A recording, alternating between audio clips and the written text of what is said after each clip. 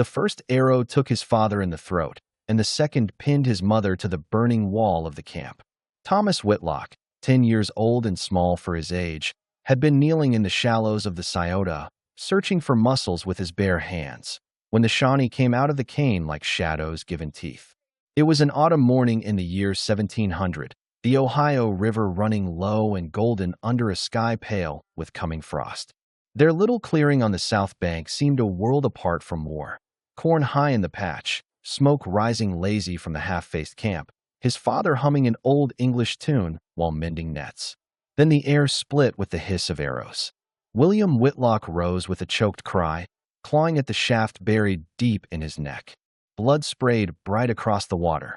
He staggered 2 steps, reached for the rifle leaning against the canoe, but a second warrior was already upon him, war club rising and falling once. William dropped face down in the shallows, the river turning red around him, and Whitlock screamed from the doorway, dropping the wooden pail of water she carried. She ran toward Thomas, skirts flying, arms outstretched. A painted warrior caught her by the hair, yanked her head back, and drove an arrow through her chest from behind. The force pinned her against the bark wall of the camp. She hung there a moment, eyes wide upon her son, mouth working soundless, before the warrior set torch to the roof and she slid down into the flames. Thomas had time for one strangled cry before a hard hand clamped over his mouth. He bit savage, tasting blood and charcoal paint, but a blow to the temple dazed him. Rawhide thongs bit into his wrists. He was slung across a warrior's shoulder like a sack of meal. Through blurring eyes he saw them finish the work, firing the corn crib, scattering the seed corn, taking the rifle, powder horn, iron axe, and kettle. His parents' bodies they left where they fell, father in the river, mother amid the burning camp. Then the Shawnee melted north into the woods, carrying their captive with them. For days they traveled hard along hidden trails, stopping only when darkness made the path treacherous. Thomas stumbled betwixt 2 warriors, fed scraps of pemmican and sips from bark cups. When he wept, a cuff or kick silenced him. He learned swift that survival meant silence, watching, remembering every turn of the trail. On the 5th day they reached the village upon the upper Scioto. Long bark houses in a palisade cluster, fields golden with ripening corn, the smell of wood smoke and drying hides thick in the air. Dogs snarled. Women and children crowded to see the prize. The war party paraded through the lanes, holding high the stolen rifle and kettle. Thomas was shoved into the council house, where firelight danced upon painted posts, and the air hung heavy with tobacco and juniper. Black Wolf, the Miko, sat upon a raised platform of skins. His face seemed deep, arms tattooed with the tally of enemies slain. Beside him stood Pierre Lariviere, a French trader from the northern lakes, lean, bearded, dressed in blue capote and red sash, a silver gorget gleaming at his throat. The raid leader spake long in Shawnee, gesturing at the boy. Black Wolf listened without expression, then rose and circled Thomas slow, lifting the bruised face, feeling the thin arms for strength or weakness. Pierre murmured in French, then in halting Shawnee. Black Wolf nodded once. A woman was summoned, tall willow, widowed 3 winters past, her eyes kind beneath the sorrow. She took Thomas's bound hands in hers and led him to her lodge at the village edge. There she cut the thongs, washed the blood and dirt from his skin in the cold stream, and clothed him in breechclout, leggings, and soft moccasins. She fed him stew thick with venison and beans, speaking soft though he understood nothing. When night fell she laid him upon a bearskin before the fire. Thomas stared long at the lodge poles black against the flames, listening to the village settle, dogs quieting, a drum beating distant, women singing low over their work. Grief crushed him like a great stone, yet beneath it burned a small, fierce coal. He would live. He would learn their ways. He would remember. In the moons that followed, tall willow taught him Shawnee with patient signs and endless repetition. Neepy for water, squaw for mother, and squee for blood. Village children mocked the pale captive at first, tugging his yellow hair, calling him Ghost Boy. But Thomas proved quick and tough. He learned to run the woods silent, to draw bow true, to skin deer with flint. When he spake his first full sentence, "Mother, I am hungry," tall willow held him close and wept. They named him Little Otter for his swiftness in the streams. Spring brought French canoes gliding down the river, birch bark laden with trade goods. Pierre Lariviere stayed a month, smoking long with Black Wolf. He noticed the boy who now spoke Shawnee fluent and called him to the fire one evening. Parles-tu français, petit? He asked gentle. Thomas shook his head. Pierre taught him daily. Bonjour, merci, au feu. The boy learned faster than any expected, repeating each word until the accent pleased the trader. By summer's end, Thomas greeted the French in their tongue and counted blankets and knives. Black Wolf watched approving. A boy who spoke Shawnee and French would serve the village well. The third tongue came unexpected. In autumn 1702, Wyandot hunters from the northern lakes camped nearby to trade. One lay wounded in Tall Willow's lodge, mauled by bear.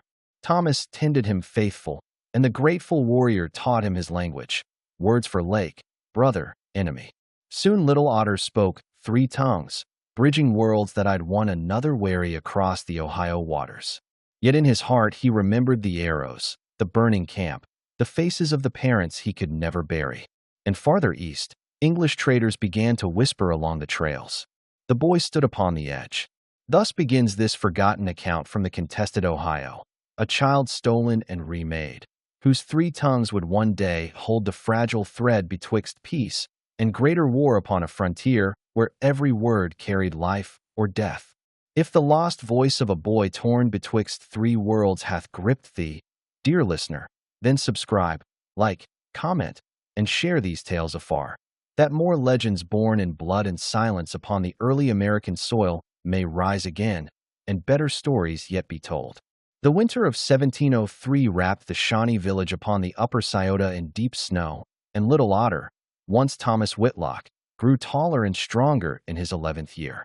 He ran with the village boys now, no longer mocked but accepted, his pale skin browned by sun and smoke, his yellow hair darkened and braided with a single eagle feather earned for bringing down a deer with 1 arrow.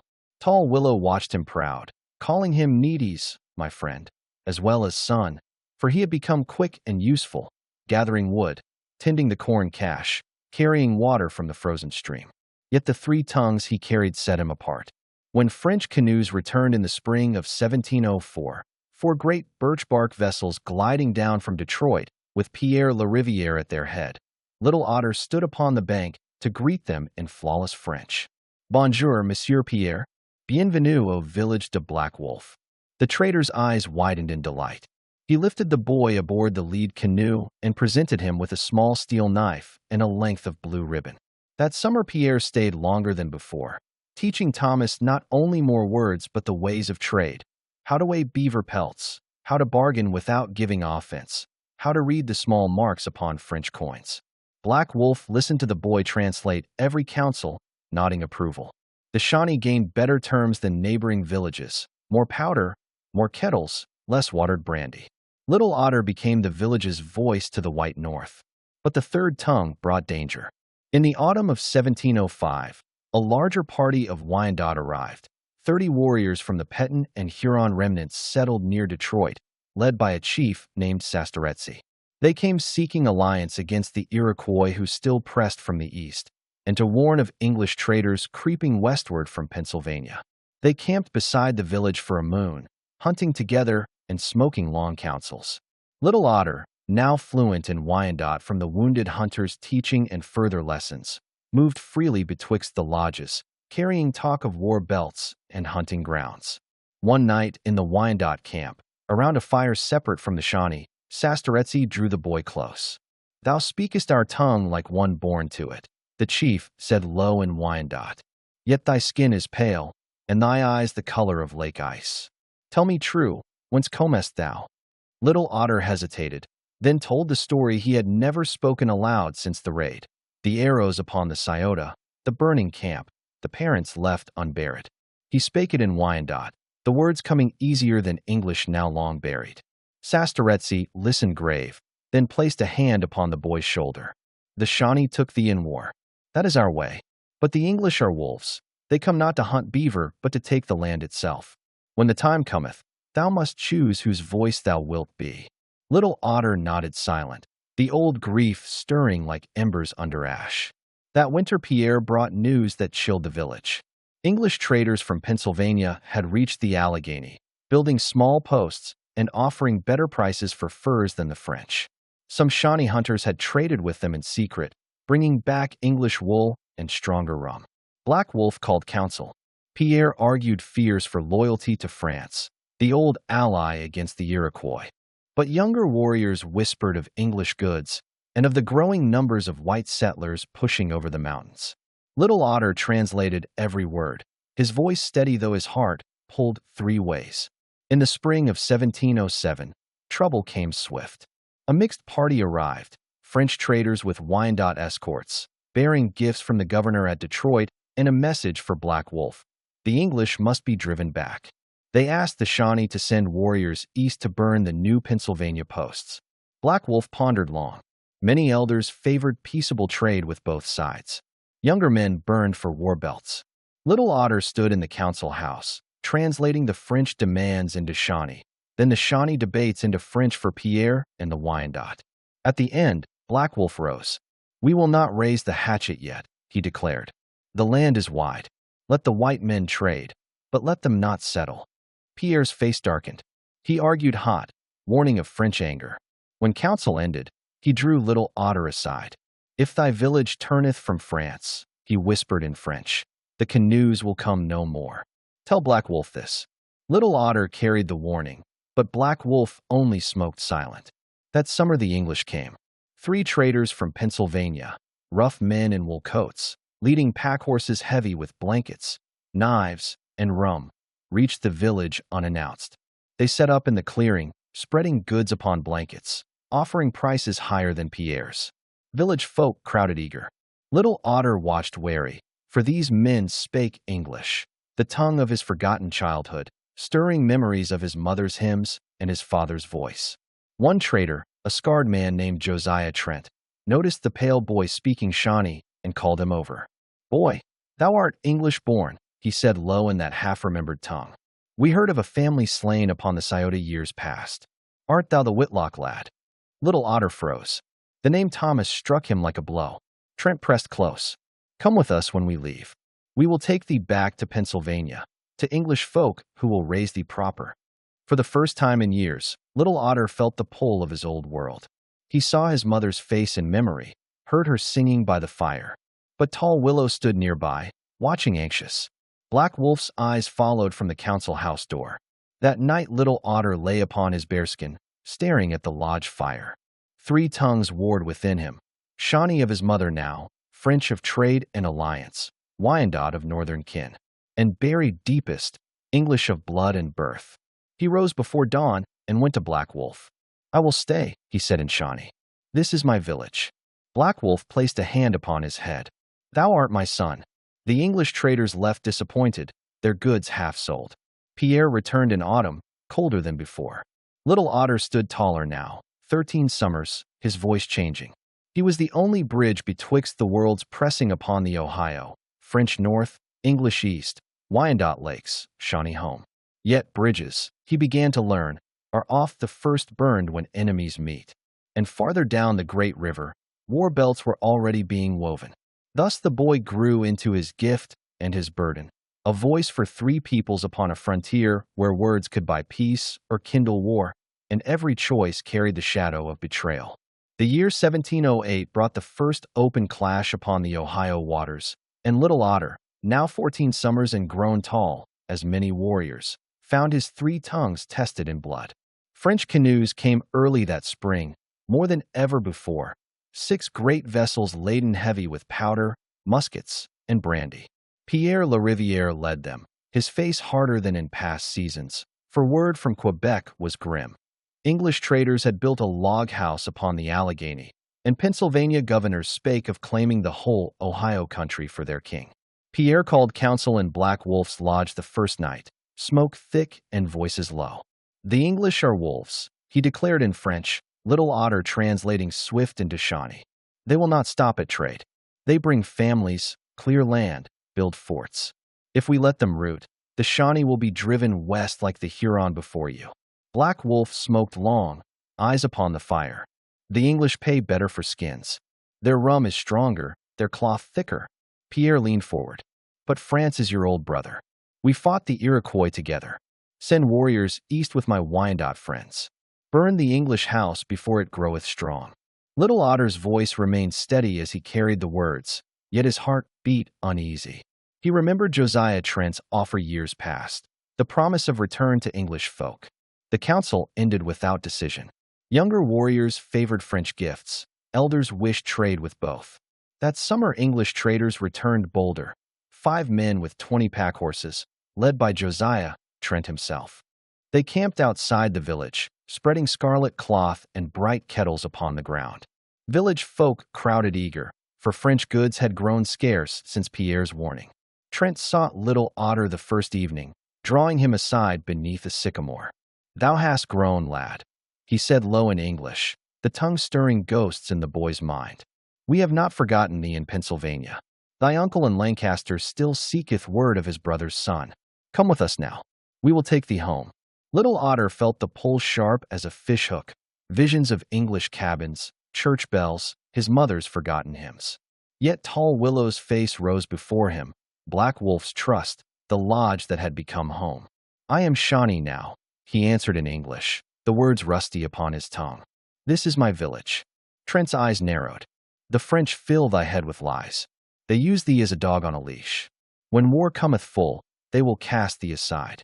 He pressed a small English Bible into the boy's hand, leather-bound, pages thin as leaves. "Read this in secret. Remember who thou art." Little Otter hid the book beneath his bearskin that night, heart divided. Autumn brought the storm. A war party returned from the east, Shawnee and Wyandot together, guided by French scouts. They had struck the English trading house upon the Allegheny, burning it to the ground, killing 2 traders, scattering the rest. They brought scalps and captured goods as proof. Pierre rejoiced, distributing extra brandy. Black Wolf accepted the scalps grave, for the village now stood committed.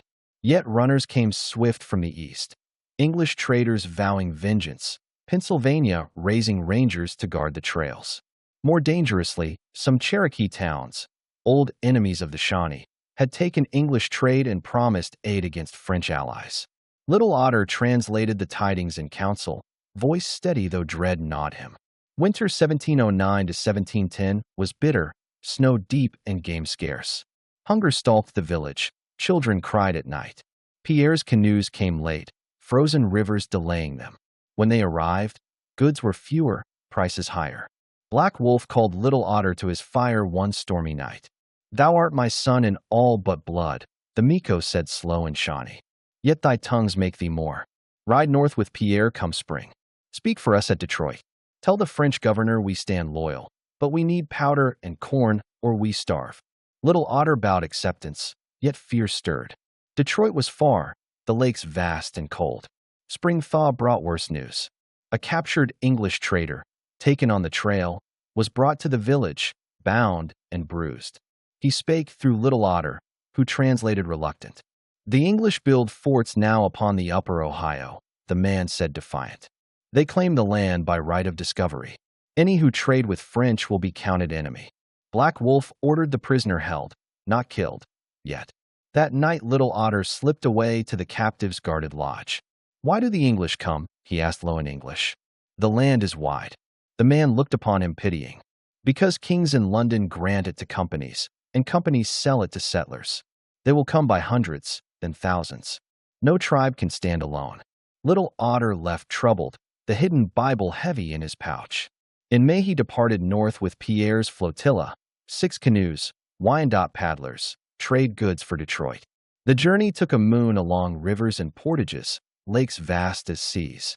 Little Otter marveled at the French fort, stone walls, cannon, soldiers in blue coats. He stood before the governor's council, translating Black Wolf's plea into French, adding his own words for peaceable trade with all. The governor listened kind, promising aid. Yet in private Pierre warned the boy, "The English press hard. War cometh soon betwixt France and England across the great water. When it doth, this Ohio will burn. Choose thy side careful, petit." Little Otter returned south in autumn, canoes heavy with powder and seed corn. The village rejoiced, but he carried heavier burden. For he had seen Detroit's strength, and heard whispers of English ships and armies greater still.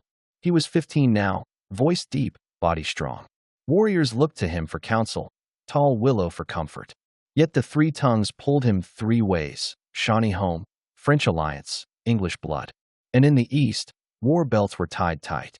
Thus the boy became man, his gift of tongues a rope that bound him betwixt enemies, a fragile bridge upon a river soon to run red with greater war. The great war betwixt France and England that men would later call Queen Anne's War reached the Ohio country slow but sure, like a flood rising from distant rains. By the spring of 1711, little Otter, 16 winters now, broad of shoulder and keen of eye, had become indispensable to the village. Warriors sought his counsel before raids. Women asked him to speak with French traders for better prices. Even visiting chiefs from Miami and Ottawa called him to translate belts of wampum. Yet the three tongues pulled him ever harder apart.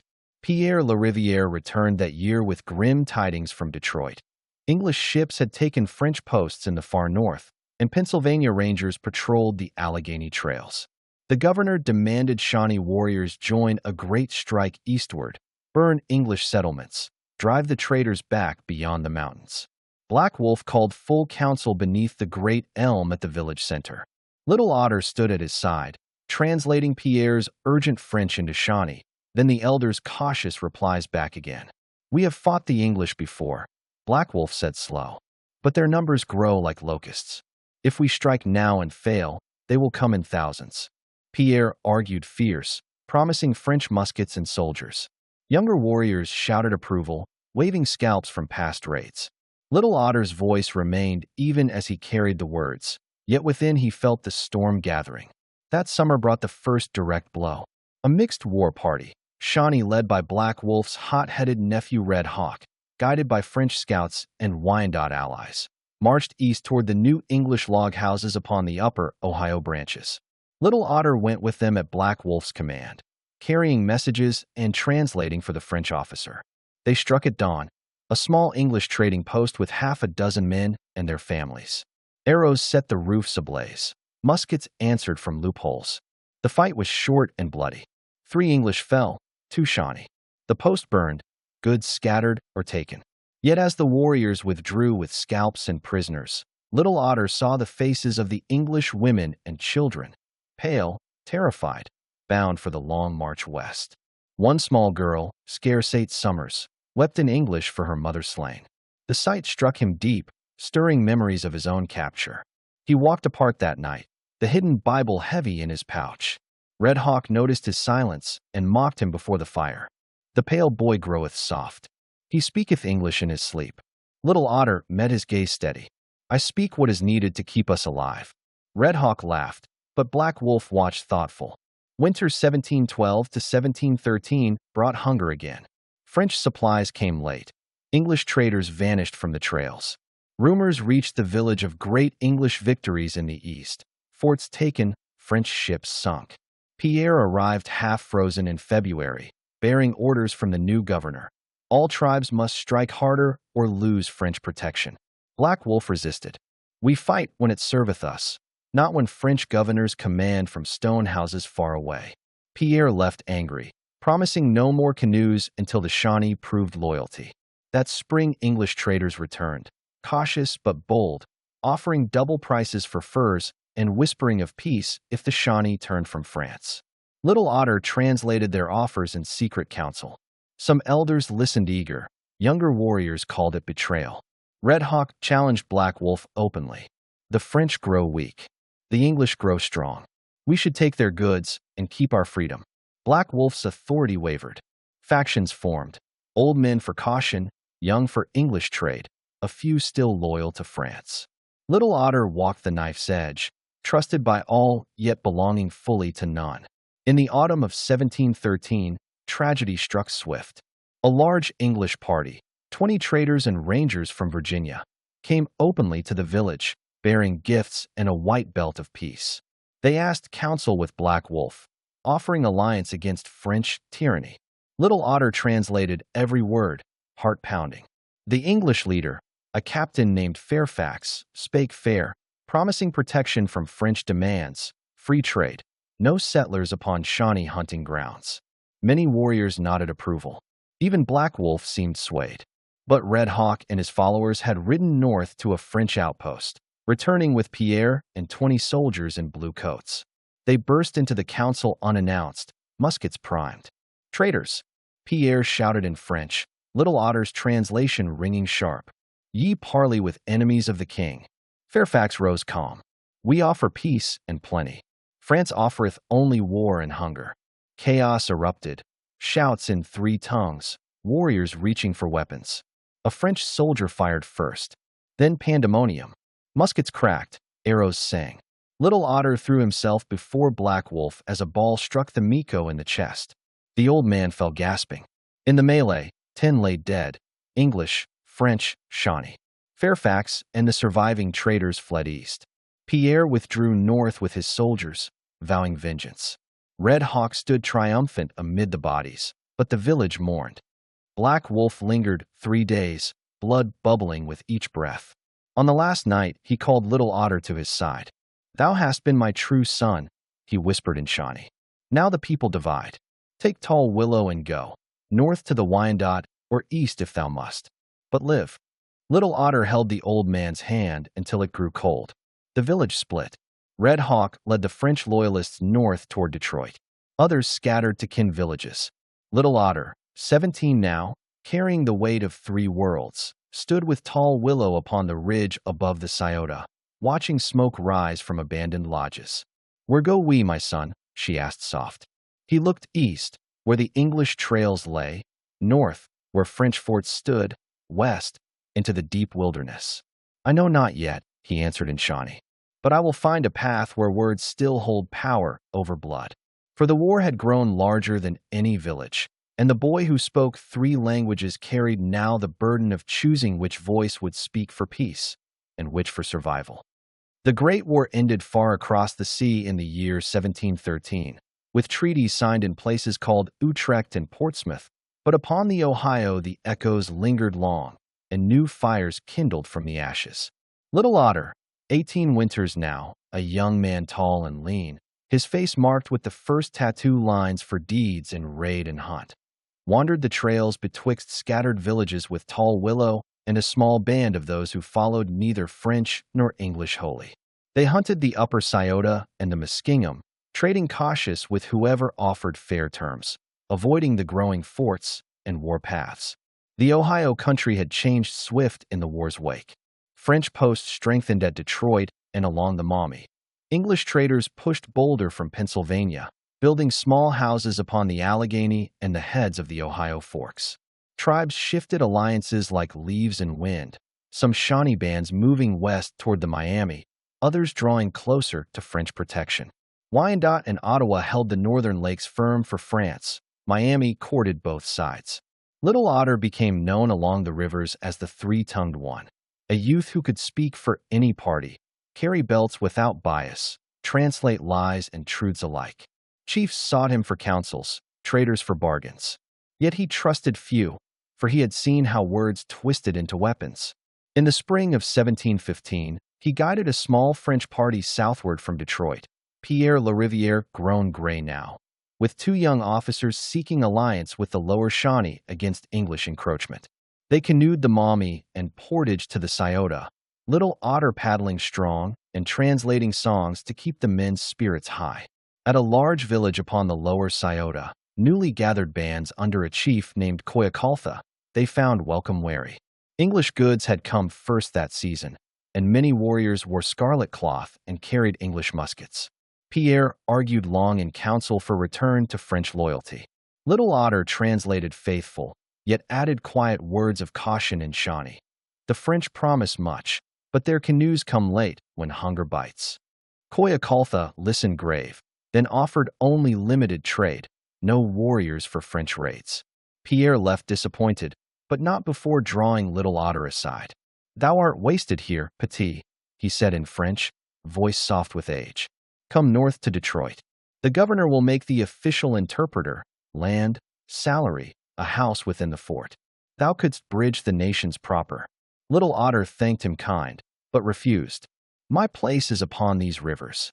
That autumn English traders came stronger, 20 men with 50 horses, led by Josiah Trent once more, now a captain of Virginia Rangers. They brought news of the treaty. France ceded lands far east, but the Ohio remained contested. Trent sought Little Otter in private beneath the oaks. "The war is done," he said in English. "Virginia claims this valley by right of charter. Come east with us. Thy uncle in Lancaster yet liveth. He hath kept thy father's Bible and land warrant. Thou couldst claim acres, marry English, live as thy blood intended." The offer struck deep. Little Otter saw visions of cleared fields, stone houses, children speaking his mother's tongue.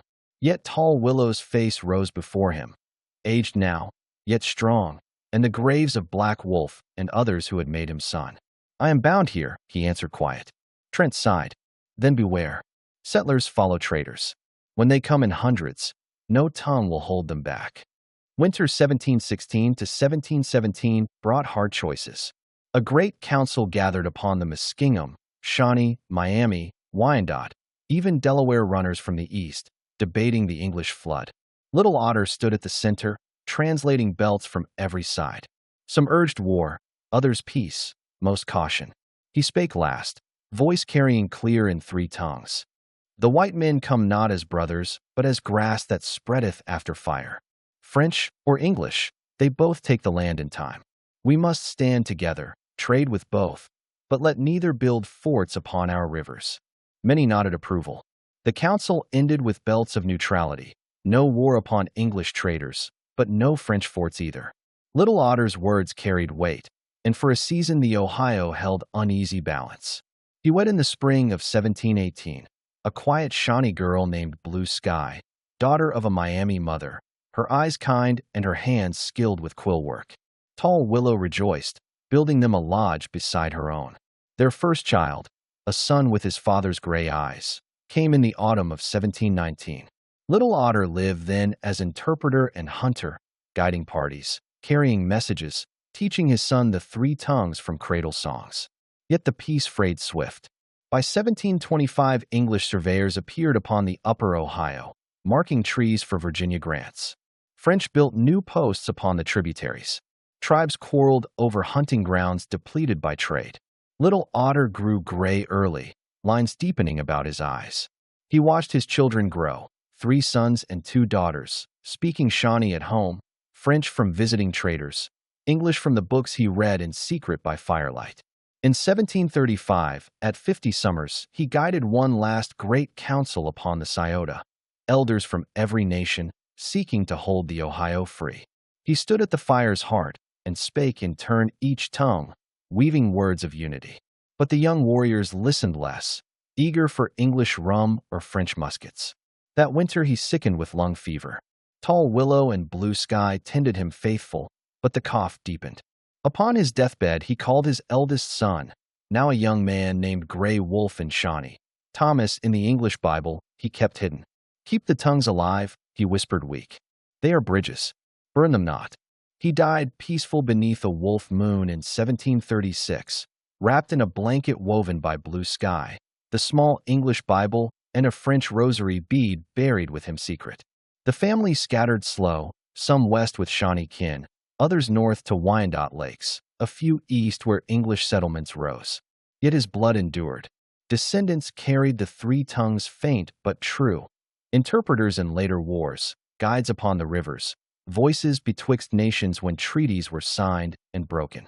In the old villages along the Scioto, elders told the tale of Little Otter, the boy stolen from English fire, raised Shawnee, taught by French and Wyandot, who tried to hold the Ohio whole with words alone.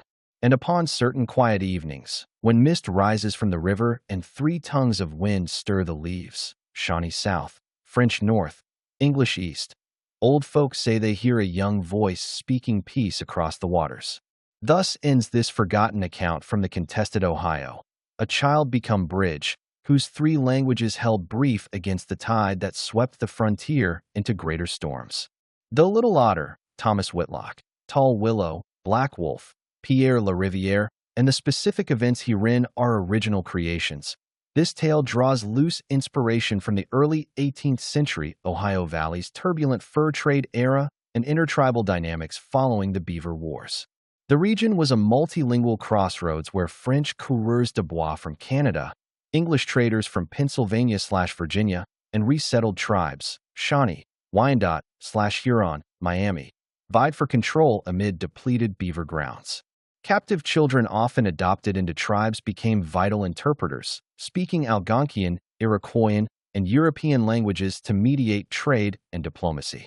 No single historical boy matches exactly, yet figures like later adopted captives, e.g., those in French Shawnee alliances, echo the role of linguistic bridges in a frontier where words could delay or hasten conflict.